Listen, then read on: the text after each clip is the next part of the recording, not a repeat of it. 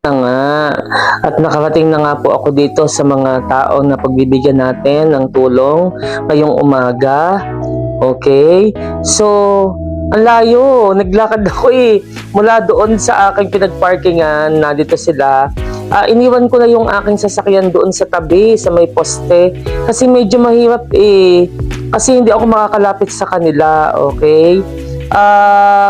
Medyo dito sa bahaging ito hindi ako agad makalapit sa kanila kasi nakikiramdam pa ako at baka ako syempre naman baka kung anong mangyari.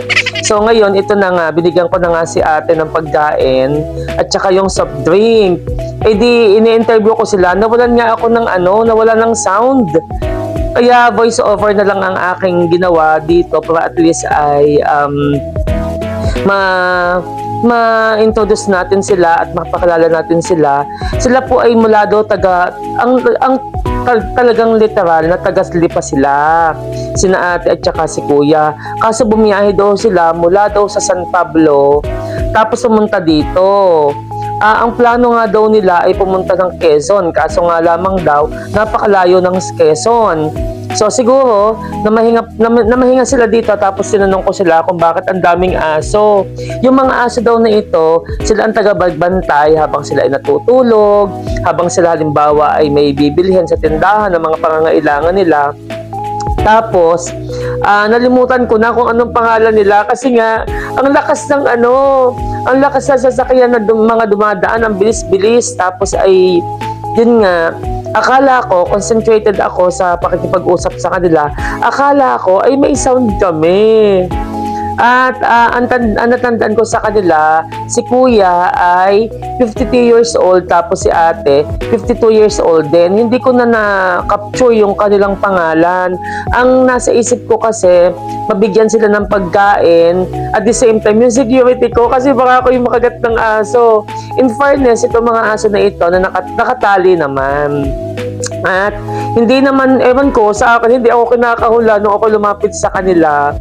Sila po ay mag-asawa, tapos tinanong ko sa kanila kung may anak sila. Wala naman daw silang anak, tanging yung mga aso nga lamang daw ang kanilang mga kasama. Ay inang!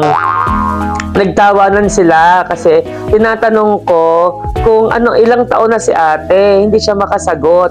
Tapos ang sumagot sa akin ay si kuya, mga 52 years old na nga din daw sila. Tapos ay sabi ko, ay siya, mag-iingat kayo ha sa pagbiyahe-biyahe po ninyo. Ingat po kayo at nawa ay kayo ay mabusog sa aking pagkain, sa simpleng blessing, sa simpleng biyaya na ipagkaloob ko sa inyo. At mga kainang, sana ay lagi niyo akong samahan sa ating pagpasyal, sa ating pag-ikot-ikot, at dalangin ko rin na mas marami tayong matulungan na katulad ng mga taong tulad nila. Hanggang dito na lamang po, at sinabi ko rin po sa kanila na ako'y aalis na din dahil kailangan ko na rin mag-exit dahil po ang sasakyan ko na doon sa kabila ay baka po kung ano mangyayari.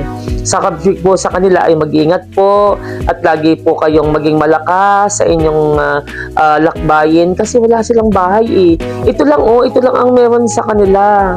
Ay inang! Maraming salamat po sa inyong lahat. God bless everyone.